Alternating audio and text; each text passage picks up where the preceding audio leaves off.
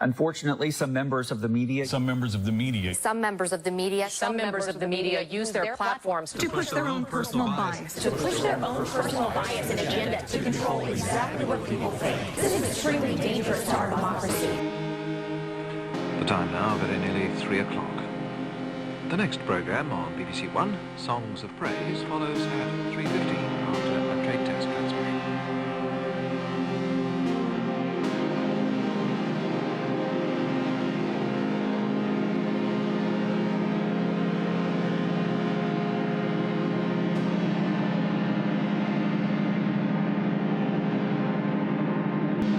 There are two ways by which the spirit of a culture may be shriveled.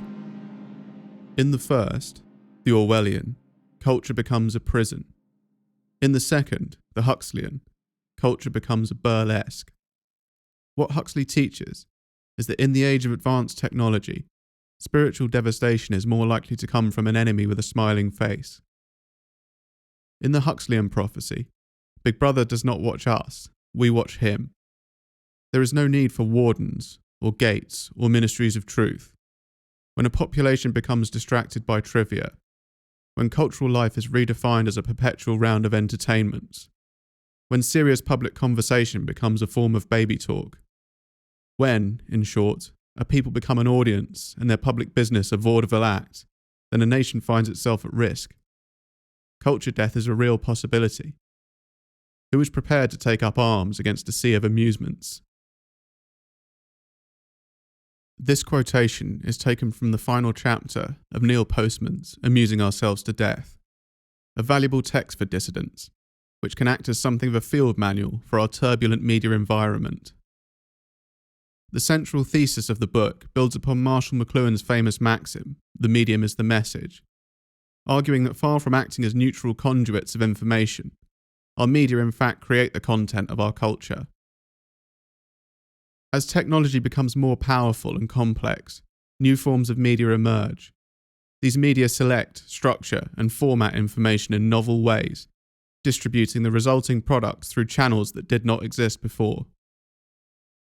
In this process, the raw truth of the information, and with it the content of the culture, is shaped by the properties of the new media. For example, page 8. This idea that there is a content called the news of the day was entirely created by the telegraph, and since amplified by newer media, which made it possible to move decontextualized information over vast spaces at incredible speed. Page 65. Until the 1840s, information could move only as fast as a train could travel. In the face of such limitation, the development of America as a national community was retarded. In the 1840s, America was still a composite of regions, each conversing in its own ways, addressing its own interests. A continent-wide conversation was not yet possible. End quote.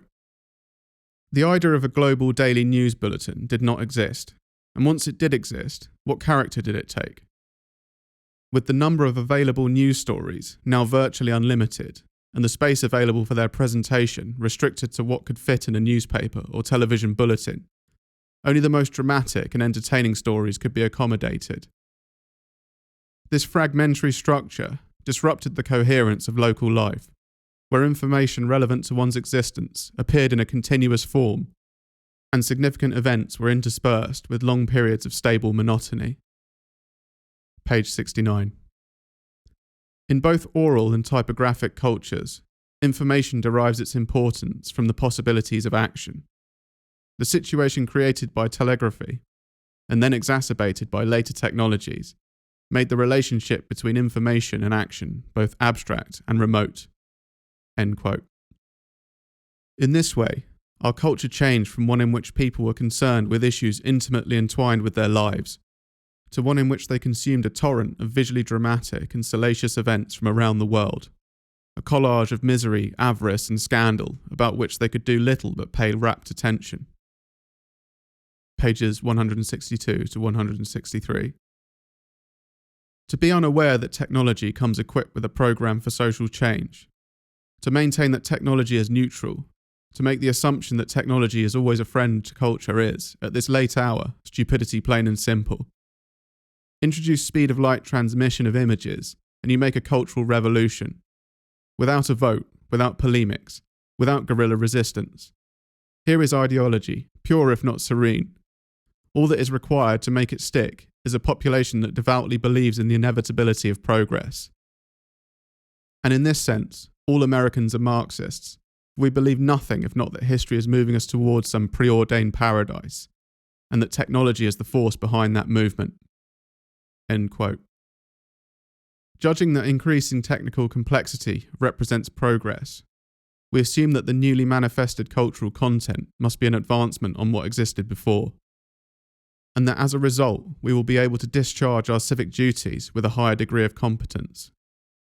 Increasing the volume and variety of information available to the public will lead us to be better informed. Our public discourse will thus be more sophisticated, allowing us to make better collective decisions about the direction of our society. Postman argues that this is false, that the modern deluge of information, expressed primarily through image-based media, has trivialized our public conversation by turning it into entertainment. Page 109. What is happening is that television is altering the meaning of being informed by creating a species of information that might properly be called disinformation. I'm using this word almost in the precise sense in which it is used by spies in the CIA or KGB. Disinformation does not mean false information. It means misleading information, misplaced, irrelevant, fragmented, or superficial information. Information that creates the illusion of knowing something, but which in fact leads one away from knowing. When news is packaged as entertainment, this is the inevitable result. End quote. This is not a result of the public using the media incorrectly, but a direct consequence of the qualities of the new media itself. Pages 16 to 17.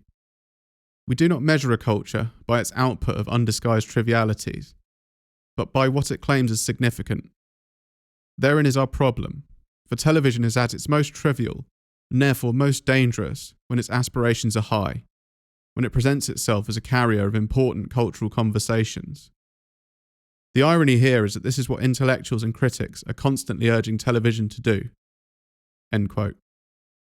As well as inherent structural discontinuities, the financial imperatives of the operation produce all sorts of perverse incentives, which further trivialize the content.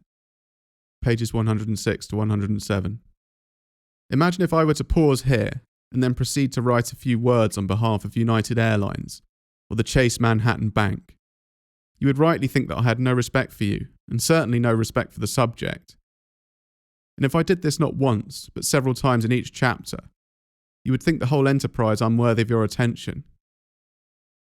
This is a key element in the structure of a news programme, and all by itself refutes any claim that television news is designed as a serious form of public discourse.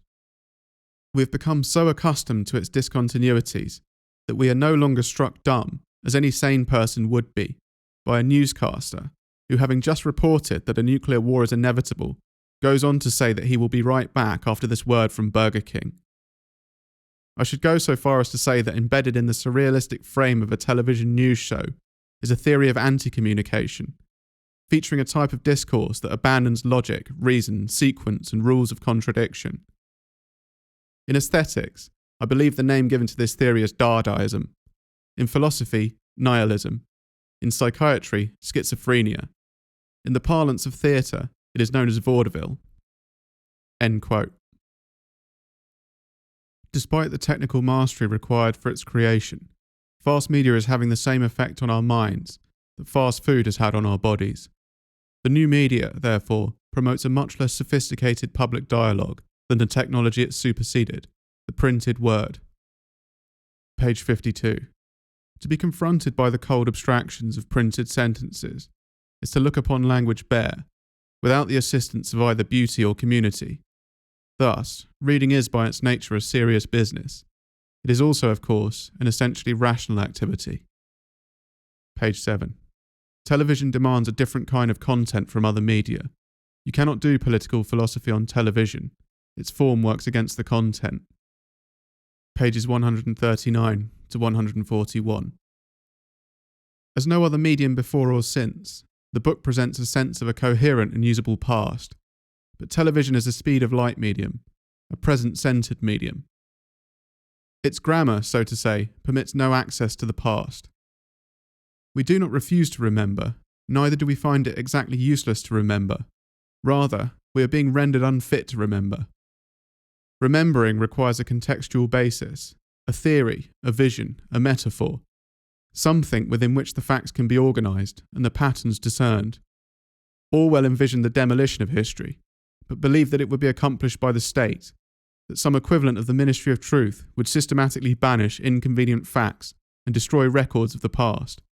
But as Huxley more accurately foretold it, nothing so crude as all that is required. Seemingly benign technologies, devoted to providing the populace with a politics image, instancy, and therapy, may make history disappear just as effectively, perhaps more permanently, and without objection. End quote. Dislocated from our history, and drawn into an ephemeral global consciousness, characterised by endless novelty, we become unable to treat the business of running our society with the seriousness it demands. The infamous Edward Bernays is considered a genius for establishing that modern advertising should appeal to emotion, not reason.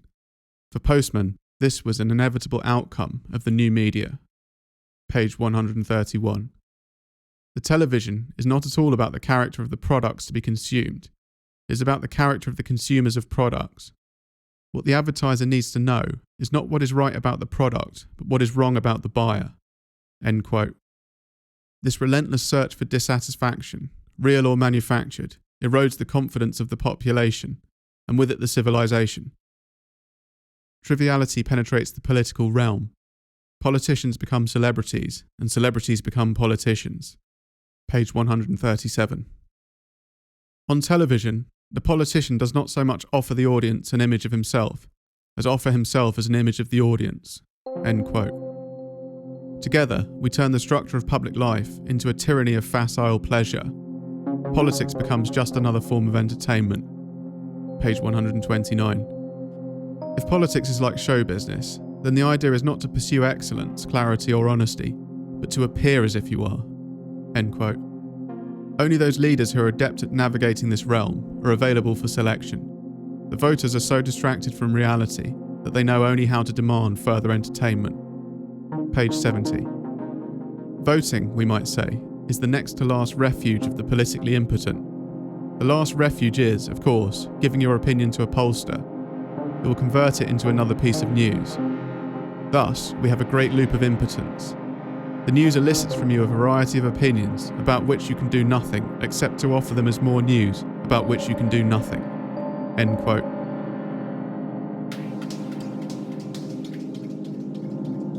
And when the 12th largest company in the world controls the most awesome goddamn propaganda force in the whole godless world, who knows what shit will be peddled for truth on this network? So you listen to me. Listen to me. Television is not the truth. Television is a goddamn amusement park. Television is a circus, a carnival, a traveling troupe of acrobats, storytellers, dancers, singers, jugglers, sideshow freaks, lion tamers, and football players. We're in the boredom-killing business. So if you want the truth, go to God. Go to your gurus. Go to yourselves, because that's the only place you're ever going to find any real truth. But man, you're never going to get any truth from us. We'll tell you anything you want to hear. We lie like hell. We'll tell you that Kojak always gets the killer and that nobody ever gets cancer in Archie Bunker's house. And no matter how much trouble the hero is in, don't worry, just look at your watch. At the end of the hour, he's going to win. We'll tell you any shit you want to hear. We deal in illusions, man. None of it is true. But you people sit there day after day, night after night, all ages, colors, creeds. We're all you know. You're beginning to believe the illusions we're spinning here. You're beginning to think that the tube is reality and that your own lives are unreal. You do whatever the tube tells you. You dress like the tube. You eat like the tube. You raise your children like the tube. You even think like the tube. This is mass madness, you maniacs. In God's name, you people are the real thing. We are the illusion. So turn off your television sets. Turn them off now. Turn them off right now. Turn them off and leave them off. Turn them off right in the middle of the sentence I'm speaking to you now. Turn them off.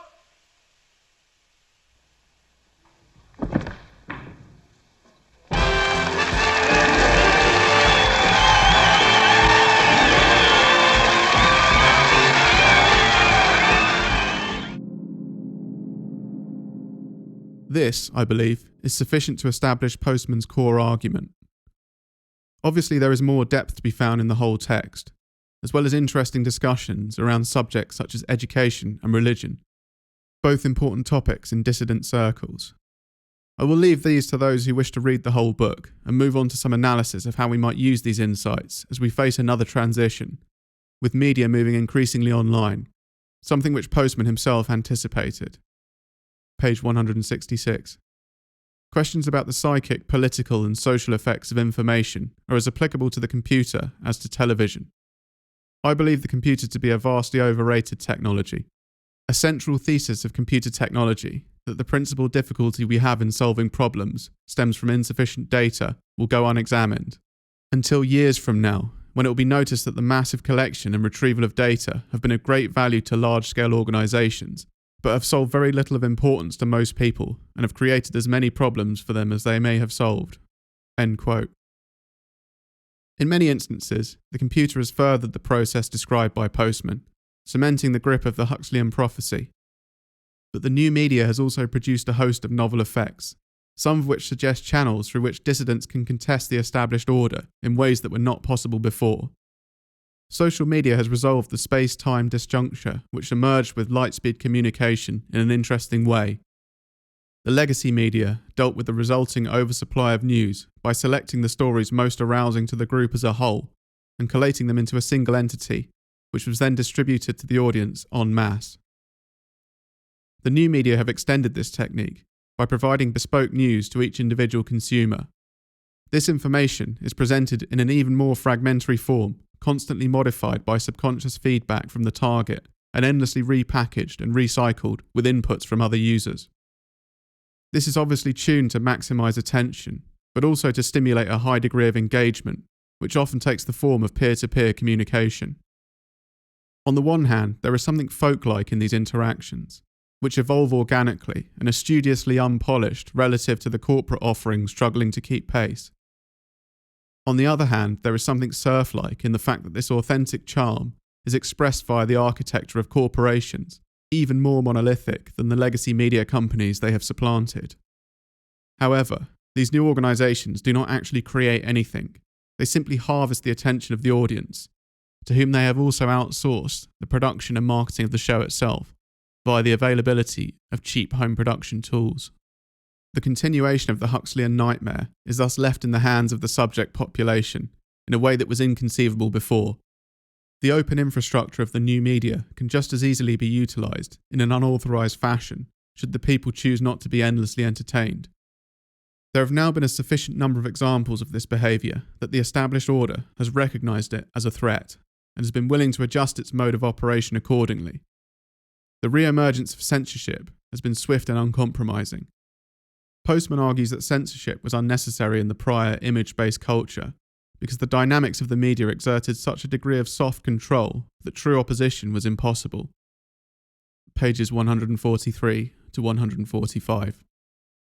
The Founding Fathers did not foresee that tyranny by government might be superseded by another sort of problem altogether, namely the corporate state, which through television now controls the flow of public discourse in America. How delighted would be all the kings, tsars and Führers of the past to know that censorship is not a necessity when all political discourse takes the form of a jest. Page 142. It was in the printing press that censorship found its true métier. That, in fact, information and ideas did not become a profound cultural problem until the age of print.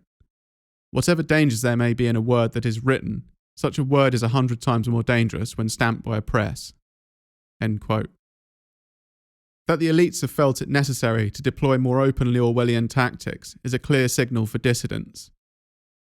It shows that the new media environment has left them more vulnerable than that which preceded it. However, The sheer degree of control and intelligence available to the platform operators makes the isolation and destruction of dissidents simple. They can be comprehensively erased from the digital architecture everyone has come to rely upon without a second thought. The worst case scenario is that the period of Huxleyan control that undermined much of our basis for resistance will be followed by an Orwellian crackdown. Ultimately, not many people know or care about this censorship. The digital silos that have acted as centres of resistance also insulate others from bad news in neighbouring containers. The dissidents are drowned out by a pseudo-conflict occurring between two institutionally authorised forms of opposition. There exists a superficially edgy mainstream industry devoted to mounting a token rearguard action against what is called cancel culture, but this largely pertains to celebrities, not ordinary people. In the end, it is another form of entertainment, thrilling gossip about famous people. And in an exquisite twist, the main vector of these cancellations are the so-called AstroTurf movements, ostensibly grassroots protest groups who are actually controlled, directly or indirectly, by the elites, and who act through the same channels as the dissidents, but with massive institutional support. The most prominent of these is BLM, which was displayed to a captive public in contravention of a global lockdown, and which was encouraged to engage in a protracted and extensive programme of violence and destruction by the ruling class throughout much of 2020. In the end, billions of dollars was funneled into this organisation by virtually all of the prominent global institutions one could imagine, and its symbols were plastered over every possible inch of corporate and public property. Clearly, BLM represented no threat whatsoever to the established order, otherwise it would have been squashed in an instant. Postman argues that the culture of the image has atomised and sedated us to the extent that the idea of political organisation based on collective interests has effectively disappeared. This is a fair description of the uniform neoliberal corporatism of the 90s and early 2000s. But in our current media transition, these movements have suddenly returned, both authentically and as tools of the establishment. With the open infrastructure of the internet, anything the dissidents can do, the establishment can reproduce, and with a great deal more money and influence. With all this in mind, what should a dissident do? Postman's analysis of the previous transition represents something of a strategic guide. One can attempt to skirmish within the terrain of the new media, but one must always remember that he will ultimately become corrupted by action within it. In order to succeed in this environment, he must become that which he opposes, an entertainer.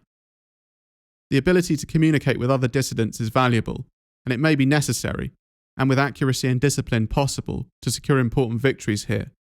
But if one's entire existence is contained within this realm, then another world cannot be brought into existence, except by the internal collapse of the system itself. In either scenario, the path forward is the same. The dissident must engage in a parallel strategy, living as much as possible outside of the trivial reality of the image-based culture, through non-hostile forms of communication, both old and new. In this way, he prepares himself to rebuild, rather than remaining reliant upon the continuation of the system he opposes. This is a difficult thing even to conceive of, given the totalising nature of the modern regime, which provides us even its own authorised and branded modes of dissent. It is important not to be tempted by such vectors of controlled opposition, which ultimately reinforce the dominance of the modern media via an endless circuit of pseudo-events and manufactured outrage, all existing entirely within its own framework. More than any previous incarnation, fast media lives and dies on attention, and is perfectly tuned to draw us into pre-nullified paths of opposition, amusing us to death in the process. Visceral attacks upon this Huxleyan nightmare will be recorded and repackaged as fodder for the rest of the audience, ultimately bringing forth responses of an uncomfortably Orwellian nature. In this reality, counterintuitively, the first and most important political act one can perform is to turn it off.